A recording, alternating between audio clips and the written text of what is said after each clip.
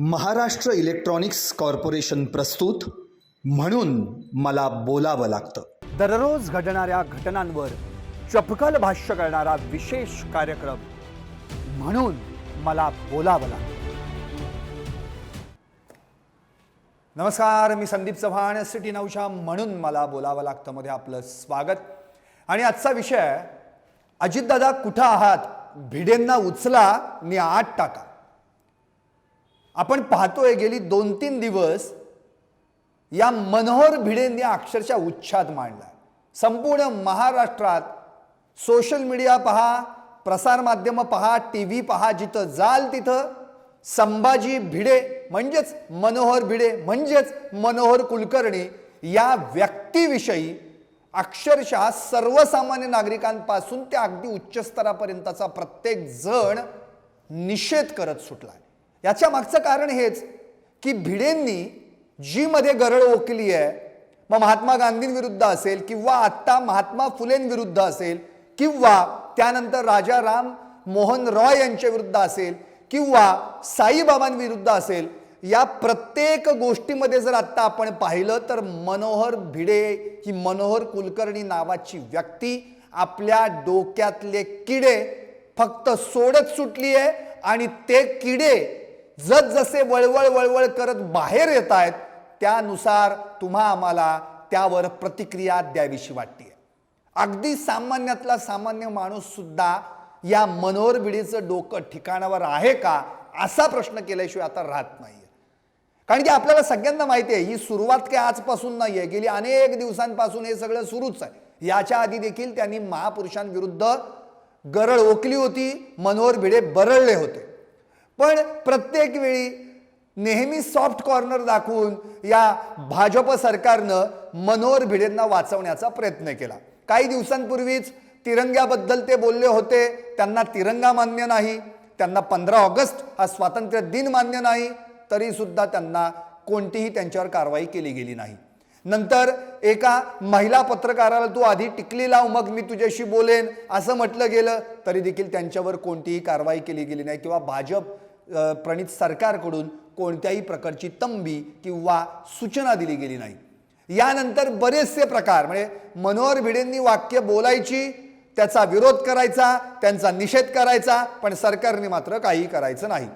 त्यामुळे आता ही व्यक्ती जे काही बरळत सुटली आहे ती व्यक्ती बोलायला लागली की आता काहीतरी याच्यातनं बाहेर पडणार आणि संपूर्ण महाराष्ट्रात काहीतरी घडणार अशी परिस्थिती आहे. त्यामुळं महाराष्ट्रात पुन्हा एकदा कुठला तरी वेगळाच अनुचित प्रकार घडवण्याचा कट तर रचला जात नाहीये ना, असाच जणू काही याच्यातनं प्रतीत होण्याचा भाग दिसून येतो. अर्थात सगळ्यात महत्त्वाचं म्हणजे द फादर ऑफ नेशन म्हणजे राष्ट्रपिता महात्मा गांधी यांच्याविषयी जे काही मनोहर भिडे बरळले ना, आणि मग त्यानंतर संपूर्ण महाराष्ट्रात अक्षरशः संतापाची लाट उसळली आहे. एक भाजप पक्ष सोडला, एक शिवसेना जी आता शिंदे गटात, आपण शिंदे गटाकडे जी शिवसेना असं म्हणतो किंवा जे मुख्यमंत्री दस्तूरखुद्द मुख्यमंत्री, या दोन्ही पक्षांना वगळता इतर सगळ्याच पक्षांनी आता मनोहर भिडे यांचा निषेध करायला सुरुवात केली आहे. अजित पवार गटाचे सुद्धा कार्यकर्ते आता रस्त्यावर उतरताना दिसत आहेत. भले त्यांचे अजित पवार हे उपमुख्यमंत्री म्हणून सत्तेत सहभागी असले तरी देखील आता त्यांचे कार्यकर्ते देखील भिडेंविरोधात आक्रमक झाल्याचं पाहायला मिळतंय. पण मग शिवसेना म्हणजे आपण ज्याला एकनाथ शिंदेची शिवसेना म्हणतो, त्यांचे कार्यकर्ते रस्त्यावर दिसतच नाहीयेत. त्यांना महात्मा गांधींची काय घेणं देणं आहे, त्यांना महात्मा फुलेंची काय घेणं देणं आहे, त्यांना मुळातच राजाराम राम मोहन राय यांच्याशी काय घेणं, मुळात त्यांना महापुरुषांशी घेणं देणं नाहीये. राहिला भाजपचा तर विषय सोडा. जेव्हा काल उपमुख्यमंत्री देवेंद्र फडणवीस यांना या संदर्भात प्रतिक्रिया विचारली गेली की भिडेंवर कारवाई कधी होणार, तेव्हा त्यांनी स्पष्टपणे भाजपने हात वरती केल्यासारखी प्रतिक्रिया केली की भाजपशी या व्यक्तीचा काही संबंध नाही.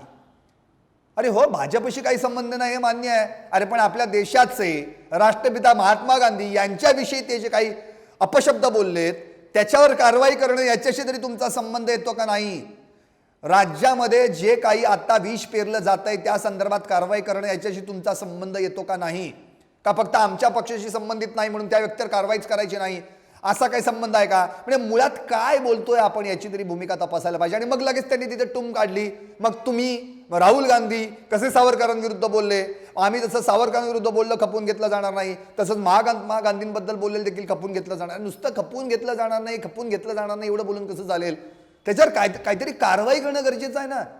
तिकडे काँग्रेसचे माजी मुख्यमंत्री पृथ्वीराज चव्हाण केव्हापासून मागणी करतात 153 कलमाखाली मागणी करा, त्यानुसार गुन्हे देखील भिडेंवर दाखल झाले. अरे पण गुन्हे दाखल होऊन कारवाईचं काय? म्हणजे अटकपूर्व जामीन मिळेपर्यंत त्यांना मुभा दिली आहे का, की त्यांना तोपर्यंत जामीन मिळावा? कुठेतरी कारवाई होणं गरजेचं. म्हणजे त्यांच्या विरोधात ज्यांनी आंदोलनं केली त्यांना तुम्ही ताब्यात घेणार, त्यांच्या विरोधात ज्यांनी आंदोलनं केली त्यांना तुम्ही धमक्या देणार, त्यांच्या विरोधात ज्यांनी आवाज उठवला त्यांच्यावर तुम्ही हल्ला चढवणार. नेमकं चाललंय काय? म्हणजे तुमचं सरकार आहे म्हणून तुम्ही काही चालू ठेवणार का? म्हणजे मुख्यमंत्री एकनाथ शिंदे यांना तरी लक्षात यायला पाहिजे, आपण बाळासाहेब ठाकरे यांचे शिवसैनिक आहात, त्यांच्या विचारांचे आहात. जिथे महापुरुषांना शिव्या घातल्या जातात, महापुरुषांबद्दल अपशब्द अवमान केला जातो, त्यावेळी तुमचं पित्त कसं खवळून येत नाही? केवळ विधानसभेत तुम्ही म्हणाला तो विधान तपासून घेतलं जाईल आणि कारवाई केली जाईल. अरे पण नुसतं बोलून काय उपयोग आहे? त्याच्यानंतर 2 ते 3 दिवस झाले, शनिवार रविवार सुट्टीचा गेला, सोमवार आला, तरी देखील भिडेंवर कारवाई केली जात नाहीये. यशोमती ठाकूर यांनी आंदोलनं केली, त्यांच्या विरोधात ते काही शब्द बोलले तर लगेच तिकडे अनिल बोंडेंना लगेच अक्षरशः त्यांचा पारा चढला. कशा काय यशोमती ठाकूर संभाजी भिडेंबद्दल असं बोलू शकणार? पण संभाजी भिडे महात्मा गांधींबद्दल काय बोलले याचं तुम्हाला काहीच वाटलं नाही का? म्हणजे ह्या सगळ्या गोष्टी जर आपण तपासून पाहिल्या, आणि आता सगळेच पेटून उठले. तिकडे जितेंद्र आव्हाड देखील आता पोलीस स्टेशन बाहेर थांबलेले आहेत. जोपर्यंत तक्रार दाखल करून घेत नाहीत तोपर्यंत आम्ही इथून उठणार नाही, असं ठिय्याच तिकडे जितेंद्र आव्हाडांनी या ठिकाणी धारण केलेलं आहे. तिकडे बच्चू कडूंनी तर स्पष्टपणे सांगितलं यांच्या नांग्या ठेचल्या पाहिजेत, यांना अक्षरशः म्हणजे आत घातलं पाहिजे, जेलमध्ये घातलं पाहिजे, असं स्वतः बच्चू कडू यांनी विधान दिलेलं आहे. तिकडे रोहित पवार तर सरकारचाच कुठे ना कुठेतरी यांना पाठिंबा नाही का असा सवाल उपस्थित केला होता. पृथ्वीराज चव्हाणांनी या संघटनांना पैसा कुठून पुरवला जातो याचा देखील तपास व्हायला पाहिजे. आणि प्रकाश आंबेडकरांनी तर थेटच स्पष्टपणेच म्हटलेलं आहे, जसं जर देवेंद्र फडणवीस म्हणतात की आमचा यांच्याशी काही संबंध नाही, भाजपचा यांच्याशी संबंध नाही, तर मग ज्या राष्ट्रीय स्वयंसेवक संघाच्या 61,000 जवळपास संस्था आहेत, संघटना आहेत, त्यांच्याशी पण तुमचा संबंध नाही हे एकदा डिक्लेअर करून टाका. हा सगळा विषय जर आता आपण पाहिला ना, तर म्हणजे संपूर्ण दिवस जर तुम्ही काल परवा बातम्या पाहत असाल तर फक्त संभाजी भिडे दिसतात. आणि संभाजी भिडे उठसूट जे आता काही विदर्भ दौऱ्यावर आहेत, आपला दौरा करतच बसले. तिथं दौऱ्यात पोलिसांचं त्यांना संरक्षण मिळतंय, कधी यवतमाळला, कधी वाशिमला, कधी बुलढाण्यात. जाईल तिथं व्याख्यानं, जाईल तिथं व्याख्यान, आणि व्याख्यानात काहीतरी बरळ ओकायची, आणि मग आपण काहीतरी करतोय, आपण काहीतरी बोलतोय, आपणच देशभक्त आहोत हे जणू काही सांगत सुटायचं आणि तरुणांची माती भडकवायची. हा प्रकार कधी बंद होणार? खरं म्हणजे हे सगळं म्हणजे जे काही घडलंय, महात्मा गांधींबद्दल त्यांनी जे वक्तव्य उच्चारलं, नंतर त्या अनिल बोंडेंनी असं सांगितलं होतं की ते एका पुस्तकातल्या उताराचं वाचन केलं होतं, मनोहर भिडेंचं स्वतःचं वक्तव्य नव्हतं. अरे पण ते पुस्तक कोणी लिहिलं, ते कुठून आलं, किती साली लिहिलं गेलं, त्याचा आता संदर्भामध्ये कुठून आला, बरं पुस्तक लिहिणारी कोण आहेत, यांचा याच्याशी काही संबंध, इतके वर्ष पुस्तक लिहिलं होतं तर तेव्हा आतापर्यंत तुम्ही झोपला होतात का? मग त्या पुस्तकात लिहिलं ते बॅन का नाही करता आलं, त्याच्यावर बंदी का नाही घालता आली? या सगळ्याच गोष्टींचा विचार व्हायला पाहिजे. म्हणून मी आज या सगळ्याच गोष्टीच्या मुळापाशी जाणार आहे. नेमकं हे पुस्तक लिहिलं कोणी, या पुस्तकात नेमका काय दाखला होता, या पुस्तकात नेमकं काय म्हटलं होतं, तिथपर्यंत मी तुम्हाला नेणार आहे. म्हणून तुम्ही अगदी सावधगिरीने बारकाईनं ऐका. म्हणजे याच्यात स्पष्टपणे काय म्हटलेलं आहे. मुळात हे पुस्तक 1983 साली प्रकाशित झालं.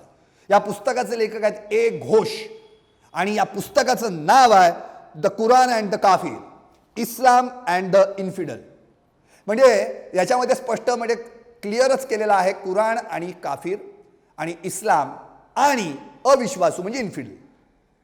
All that and infidel needs to know about the Quran. जे काही अविश्वासू आहेत त्यांना, ही टॅगलाईन आहे त्या पुस्तकाची, जे काही अविश्वासू आहेत त्यांना कुराणाबद्दल माहीत असणं गरजेचं आहे. बट इज एम्बॅरेस्ड टू आस्क, पण त्यांना ते विचारताना लाज वाटते, असं या पुस्तकाचं टॅगलाईन म्हटलेलं आहे. अर्थातच याच पुस्तकाच्या चॅप्टर 20 मध्ये म्हणजे 20व्या या उतार्यामध्ये 20व्या भागामध्ये असं स्पष्टपणे म्हटलेलं आहे, a word of caution to the काफिर हिंदू. म्हणजेच काफिर हिंदूंना सावधानतेचा शब्द, म्हणजे जणू काही धमकीच दिल्यासारखं या चॅप्टर 20 मध्ये या पुस्तकामध्ये हा जो उतारा आहे तो उतारा मी आता या ठिकाणी तुम्हाला सांगणार आहे, वाचून दाखवणार आहे. त्यामध्ये काय लिहिलं अगदी बारकाईने ऐका. मग आणखी एक दुसरा लेखक आहेत ते देखील यामध्ये ॲड होतील आणि मग हे कसं तोडातोडी जोडाजोडी करून हे इथपर्यंत पोहोचलं, याचं लोण कसं पोहोचलं हे मी तुम्हाला ऐकवणार आहे. यामध्ये काय म्हटलंय, काफिर नेत्यांची एक जात आहे जे काफिरांच्या हिताचे प्रतिनिधित्व करण्याचा दावा करतात, परंतु प्रत्यक्षात ते स्वतःचे हित तसेच मुस्लिमांचे हित पाहतात आणि प्रत्येक वेळी काफिरांना खाली पाडतात. महात्मा गांधी आणि पंडित नेहरू असे नेते होते. भारताच्या विद्यमान पंतप्रधान इंदिरा गांधी हे दुसरे उदाहरण आहे, कारण की त्यावेळी पंतप्रधान इंदिरा गांधी होत्या. महात्मा गांधींचा जन्म गुजरातमधील मुस्लिमांमध्ये झाला होता. भारतातील शाळांमधून ते लंडनमधील लॉ कॉलेजपर्यंतच्या त्यांच्या संपूर्ण शिक्षणाचा खर्च त्यांच्या मुस्लिम पालकांनी केला. पुस्तक इंग्रजीमध्ये मी त्याचं ट्रान्सलेट मराठीमध्ये केलेलं आहे. दक्षिण आफ्रिकेतील त्यांचा व्यवसायही मुस्लिमांच्या खर्चावर सुरू झाला. गांधींनी दक्षिण आफ्रिकेतील एका श्रीमंत मुस्लिम व्यावसायिकाने कामावर ठेवले होते. त्यांचे संपूर्ण शैक्षणिक जीवन मुस्लिमांमध्ये राहण्यात गेले. लंडनमध्ये ते अंजुरने इस्लामियाचा भाग होते, म्हणजे अंजुरन ए इस्लामिया, जो नंतर मुस्लिम लीगमध्ये विकसित झाला आणि गांधीजींचे हिंदू धर्मग्रंथाचे ज्ञान वरवरचे होते. या पुस्तकात आणखी अशी काही घटना म्हटलेल्या आहेत, त्या देखील मी तुम्हाला या ठिकाणी म्हटणार आहे. भारतात आल्यावरच त्यांनी पत्नी कस्तुरबा यांना मारहाण करणे सोडून दिले. दक्षिण आफ्रिकेत असताना गांधींनी पत्नीला मारहाण करण्याचा इस्लामिक सिद्धांत पाळला होता. बघा म्हणजे काय काय या पुस्तकात लिहून ठेवलेलं आहे. आणि अशा पुस्तकांमधले हे सगळ्यात ज्या काही घटना आहेत त्या घटना एकत्रित करून तुमच्या आमच्या माथी मारल्या जातात आणि माथी भडकवली जात आहेत.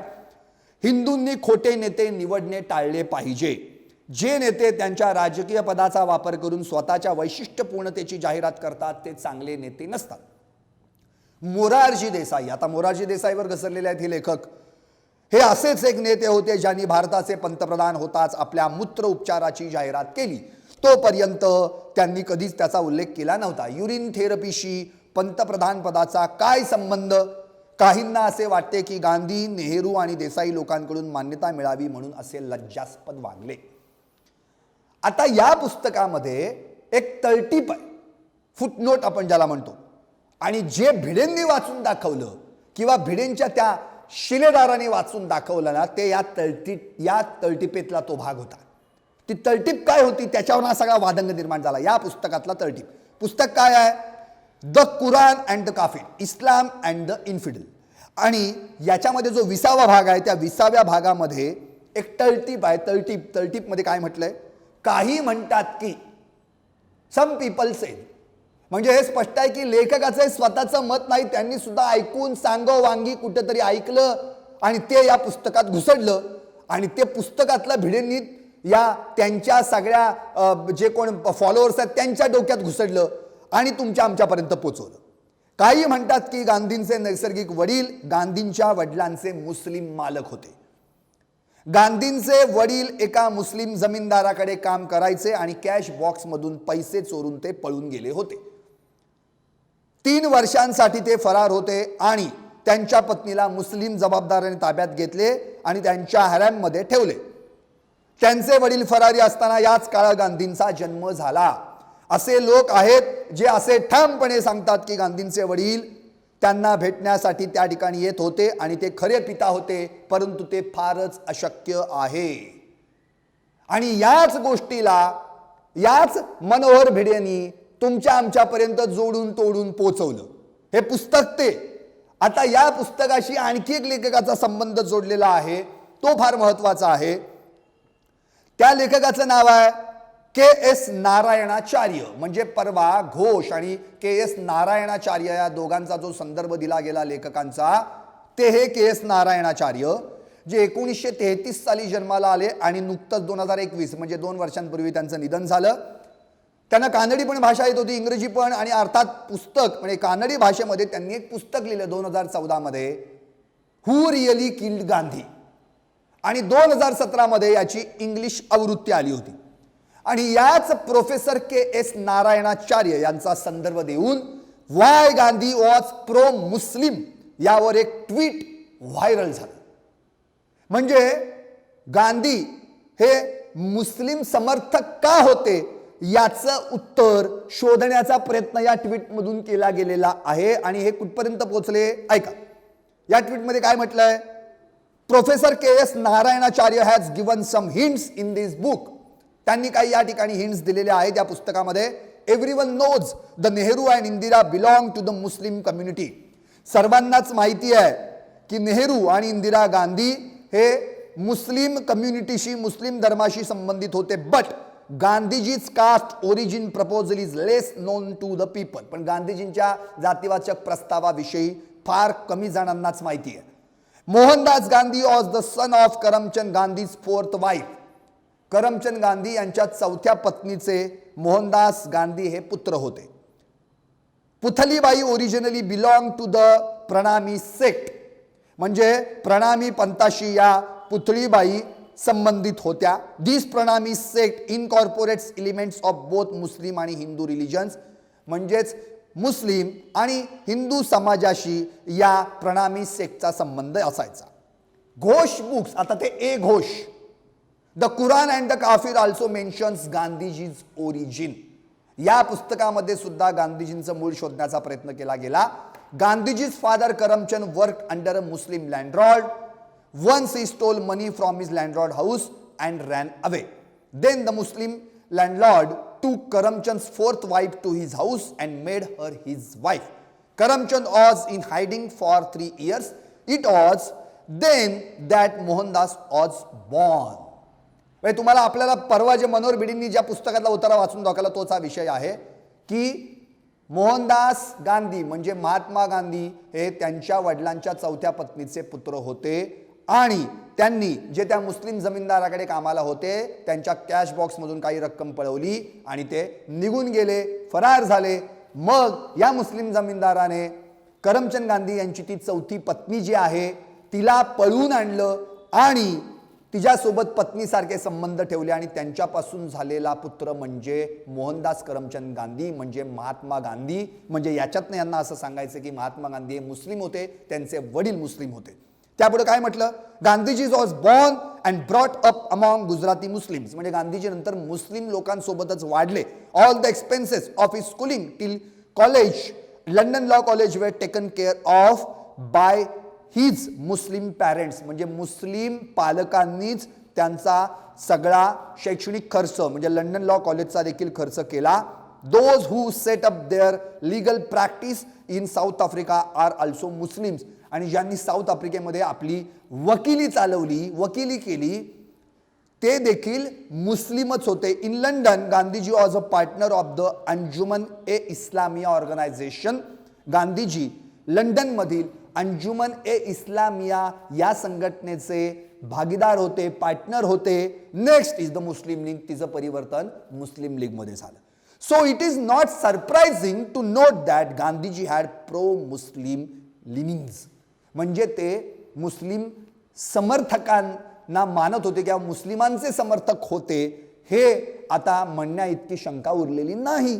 नॉट रॉंग, चूक नाही. हिज फायनल स्टँड वॉज, आणि त्यांची एक शेवटची भूमिका अशी होती, even if Hindus are killed by Muslim. जर मुस्लिमांनी हिंदूंना मारलं, कीप क्वाइट, शांत रहा, don't be angry with them, त्यांच्यावर रागावू नका. We should not fear death, आपण मृत्यूला घाबरायचं नाही. Let us die a heroic death, आपण वीर मरण पत्करायला तयार राहायला हवं.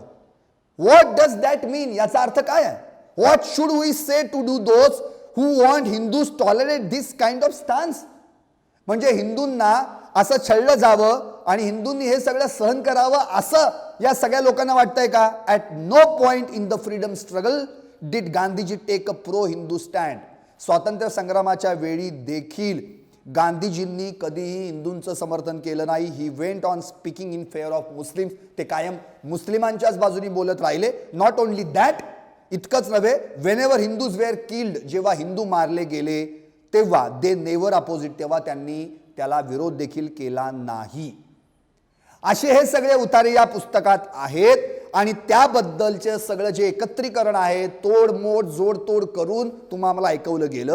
आणि यामध्ये आणखी एक महत्त्वाचा मुद्दा, त्यामध्ये असं स्पष्टपणे म्हटलेलं आहे, Mountbatten says about Gandhiji on the one hand he was not business minded manner. Gandhiji हे व्यावसायिक विचाराचे शिष्टाचाराचे नव्हते असं माउंटबॅटन म्हणाले. Look at his mischievous plan, त्यांचा खोडकर प्लॅन पहा, तो असा होता, to surrender the whole of India to Jinnah sahib, म्हणजे संपूर्ण भारत हा जिनांच्या ताब्यात द्यायचा, असं गांधीजींचं म्हणणं होतं. Gandhiji had told Jinnah, make yourself the prime minister of a united India, स्वतःला अखंड भारताचे पंतप्रधान बनवा. But Nehru did not like this, पण नेहरूंना हे मान्य नव्हतं. Nehru who was Gandhiji's disciple till independence, स्वातंत्र्य मिळेपर्यंत ते गांधीजींचे शिष्य होते, बट नंतर त्यांना गांधीजींची गरज लागली नाही. The work of the Congress organisation was over, Congress संघटनेचं काम संपलं होतं. Nehru disagreed with Gandhi for dissolving it, पण नेहरूंनी काँग्रेसला डिझॉल्व म्हणजे विसर्जित करण्यात असहमती दर्शवली. इथं स्पष्टपणे असा उल्लेख या ठिकाणी या पुस्तकात केला गेलेला आहे. आता हे जे महाशय आहेत ए घोष, यांचा जन्म 1944 सालचा. मुळात ते कोण आहेत हे पण या ठिकाणी क्लिअर आहे. या ठिकाणी स्पष्टच म्हटलेलं आहे, ए घोष यांनी 1944 मध्ये म्हणजे मुळात कलकत्ता विद्यापीठातून पदवी प्राप्त केली आणि ढाका येथे जन्मलेले ते लहानाचे मोठे झाले. म्हणजे 1959 पासून ते पॅरिस, फ्रान्स, न्यूयॉर्क या ठिकाणी वास्तव्यात होते. आता या ठिकाणी आणखी एक मुद्दा जर उपस्थित केला तर 1971 साली ज्या ठिकाणी बांगलादेश आणि त्याची निर्मिती झाली आणि अर्थातच त्यावेळी जो काही तिथला समर प्रसंग जो आहे आणि युद्धाचा जो प्रसंग होता, त्या दरम्यानच या सगळ्या गोष्टी या एक घोष यांनी अनुभवल्या, त्यांच्या डोक्यात बसल्या आणि मग मात्र गांधी विरोधी, इंदिरा गांधी विरोधी, जवाहरलाल नेहरू विरोधी लेखन करण्यास त्यांनी सुरुवात केली. त्यातनंच हा सगळा प्रकार घडलेला आहे. आता जो काही प्रकार के एस नारायणाचार्य यांच्या संदर्भात दिला जातो, नारायणाचार्य यांचा संदर्भ घेऊन हे ट्विट चालवण्यात आलं आणि या ट्विटमध्ये नारायणाचार्यांनी काय हिंट दिल्यात असं म्हणत ए घोष यांच्या पुस्तकाचे उतारेच्या उतारे घालण्यात आले आणि ह्या सगळ्यांचं कुभांड रचून या तुमच्या आमच्यापर्यंत या मनोहर भिड्यांनी पोचवलं गेलं. आता इतक्यावरच ते थांबले का? खरं म्हणजे हे पुस्तक ज्यावेळी आलं 1983 साली, त्याच वेळी जर आपण पाहिलं तर इंटरनेटची सेवा तरी अशी आपल्या भारतात किती होती? मुळातच 1G म्हणजे फर्स्ट जनरेशन इंटरनेटचं सुरू झालं होतं आणि 24 kbps चालू होतं. काय स्पीड होता, काय लोकांपर्यंत इंटरनेट. अँड्रॉइड मोबाईल सोडा, साधे तरी मोबाईल होते का आपल्याकडे? 2012ला 4G आलं आणि मग कुठे आम्हाला या सगळ्या गोष्टींचा इंटरनेटचा वापर जास्तीत जास्त व्हायला लागला. आता कुठे अँड्रॉइड मोबाईल लोकांच्या हातात आलेले आहेत. म्हणजे 83 तो आत्ताचा 2014 पर्यंतचा काळ बघितला तर एवढ्या वेळामध्ये हे पुस्तक कधी कोणाच्या वाचनात आलं नाही का? मग आलं असेल तर त्यावेळी ह्याच्यात जे काही गांधींविरुद्ध लिहिलेलं आहे, इंदिरा गांधींविरुद्ध लिहिलेलं आहे, नेहरूंविरुद्ध लिहिलेलं आहे, त्याच्यावर कोणी आवाज का नाही उठवला? या पुस्तकावर बॅन का नाही करण्यात आलं? आणि आता जेवढा सोशल मीडिया एवढा स्ट्रॉंग होत चाललाय तर मग सोशल मीडियावर या पुस्तकातले उतारेच्या उतारे रन होतात, ट्विटरवर, फेसबुकवर, ते बॅन का नाही केले गेले? त्याच्यावर बंदी का नाही आणली गेली? या साईट्स का नाही या साईट्सवर का नाही बंदी घालण्यात आली? हा सगळाच विचार आम्ही करायला हवा. पण कधीच कोणी या पुस्तकाबद्दल कधी बोललं नाही. कोण कुठला तरी एक माणूस पुस्तक लिहितो, तो तिकडे न्यूयॉर्कच्या वास्तव्यात जातो, मग ते पुस्तक कुठेतरी इंटरनेटवर व्हायरल होतं, मग त्यातले उतारे ट्विटवर घेतले जातात आणि मग त्या उतार्यावरून कोणतरी एखादा व्हॉट्सअपवर आम्हाला वाचून दाखवतो आणि मग त्याचे पडसाद संपूर्ण महाराष्ट्रात उठतात आणि कायदा व सुव्यवस्थेचा प्रश्न निर्माण होतो आणि आपल्या महापुरुषांना नावं ठेवली जातात, महापुरुषांविषयी अपशब्द वापरले जातात. हे कधी थांबणार? हे सगळं थांबवायचं असेल तर सरकारने पहिल्यांदा हा विचार करायला पाहिजे. सर्वसामान्य माणूस जर रस्त्यावर कोणा महापुरुषाविरुद्ध एखादा बोलला तर तुम्ही एका क्षणात त्याला तात्काळ अटक करून जेलमध्ये घालता. मग भिडे कोण आहे? Who is Manohar Bhide? Who is Manohar Kulkarni? ज्याला देशाबद्दल आदर नाही, ज्याला देशाच्या तिरंग्याबद्दल आदर नाही, ज्याला आपल्या स्वतःच्या महापुरुषांबद्दल आदर नाही, अशा व्यक्तिमत्वाविषयी जर आम्ही त्याला सांभाळून घेत असू, आम्ही त्याला जाऊ दे पुढच्या वेळी सांभाळू असं म्हणत तुम्ही करत असाल, त्यांच्यावर कारवाई होत नसेल तर सर्वसामान्य माणसांनी न्याय कुठं मागायचा? म्हणजे त्यांच्यावर जे आता आवाज उठवतायत त्यांना तुम्ही अटक करताय, त्यांना तुम्ही ताब्यात घेताय, त्यांना तुम्ही जेलमध्ये टाकताय. आणि तिकडं मात्र सांगलीमध्ये जर आपण बघितलं की मनोहर भिडेंबद्दल तुम्ही असं कोणी बोलूच नये, त्यांना चपलांचे हार घातलेत, त्यांना तुम्ही वाईट बोललात, त्यांच्याविषयी अपशब्द वापरलेत म्हणून सांगलीमध्ये मनोहर भिडेंच्या त्या तिकडे प्रतिकृतीला दुग्धाभिषेक करण्यात येतो. अहो काय म्हणजे चाललंय काय? या देशात महापुरुषांविषयी जर कोणी असं बरळत असेल तर यांना यांची जागा दाखवायला हवी आणि ही जागा दाखवण्यासाठी सरकार जागेवर असायला हवं, पण सरकारचं डोकं ठिकाणावर नसेल तर अशी ही ज्यांची डोकी फिरलेली आहेत ते खरंच एक ना एक दिवस तुमची आमची डोकी फोडल्याशिवाय राहणार नाहीत. त्यामुळे पहिल्यांदा या भिड्यांच्या डोक्यात जे किडे वळवळत आहेत ना ते किडे आपल्या डोक्यात येऊ नयेत तोपर्यंत तरी आपण सगळ्यांनी सजग राहिलं पाहिजे. या आंदोलनामध्ये उडी घेतली पाहिजे. प्रसार माध्यम असतील, सामाजिक संस्था असतील आणि सर्वसामान्य मनुष्य देखील रस्त्यावर उतरून यांचा धिक्कार केला पाहिजे, निषेध केला पाहिजे. आता माझा प्रश्न आहे अजितदादांना, अजितदादा तुमच्याकडून महाराष्ट्राला अपेक्षा आहे. तुमचं एक वाक्य होतं, उद्या मी जरी आडवा आलो तर मला हात टाका म्हणून. संविधानाचा आदर करणारे तुम्ही आहात, बहुजन समाजाचं नेतृत्व करणारे तुम्ही आहात. आता अजितदादा तुम्ही कुठे आहात? गेली 2 दिवसांपासून मनोहर भिडेंविषयीची प्रतिक्रिया तुमची कुठे आहे? आज तुम्ही एका गटाचं प्रतिनिधित्व करत नाहीत, तुम्ही राज्याचे उपमुख्यमंत्री आहात. राज्यातली कायदा व सुव्यवस्था टिकवणं हे तुमचं कर्तव्य आहे. त्यामुळं आमची हाक आहे तुम्हाला, अजितदादा कुठे आहात? भिडेंना उचला आणि आत टाका. त्याशिवाय हे सगळं थांबणार नाही. आणि दाखवून द्या की मी सक्षम उपमुख्यमंत्री आहे आणि मी हे करू शकतो. देवेंद्र फडणवीसांनी हात वरती केला, आमचा त्यांच्याशी काही संबंध नाही म्हणून. एकनाथ शिंदेनी तर याच्यावर आवाजही उठवलेला नाहीये मुख्यमंत्री म्हणून. पण तुम्ही तरी तुमच्याकडनं तरी सर्वसामान्य जनतेला अपेक्षा आहे, तुम्ही आवाज उठवायला हवा आणि भिडेंना त्यांची जागा दाखवून द्यायला हवी. म्हणूनच मला बोलावं लागतं. पाहत रहा. अजितदादा कुठं आहात? भिडेंना उचलानी आत टाका ही हाक प्रसार माध्यमांना घालावी लागते. खरं तर हे कार्य तुम्हाला करायला हवं, सरकारने हे कार्य करायला हवं. आता वेळ वाया दौडू नका, नाहीतर पुढे अशा जर भिड्यांच्या डोक्यातले किडे वळवळू लागले तर आपल्या नाकी नऊ येईल. तेव्हा मात्र म्हणू नका की या समाजात कायदा व सुव्यवस्था उरलीच नाही. कायदा व सुव्यवस्था उरण्याचं सर्वात मोठं सामर्थ्य तुमच्या हातात आहे, त्याचा वापर करा. कसा वाटला कार्यक्रम? लाईक करा, शेअर करा, सबस्क्राईब करा आणि कमेंट करायला विसरू नका. पाहत राहा म्हणून मला बोलावं लागतं. महाराष्ट्र इलेक्ट्रॉनिक्स कॉर्पोरेशन प्रस्तुत म्हणून मला बोलावं लागतं. दररोज घडणाऱ्या घटनांवर चपखल भाष्य करणारा विशेष कार्यक्रम म्हणून मला बोलावं लागतं.